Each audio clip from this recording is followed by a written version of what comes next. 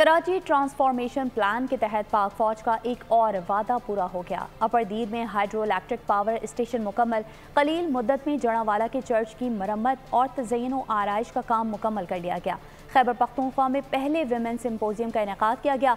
मजीद कौन कौन से मंसूबे तकमील तक पहुँचाए गए, देखते हैं इस रिपोर्ट में।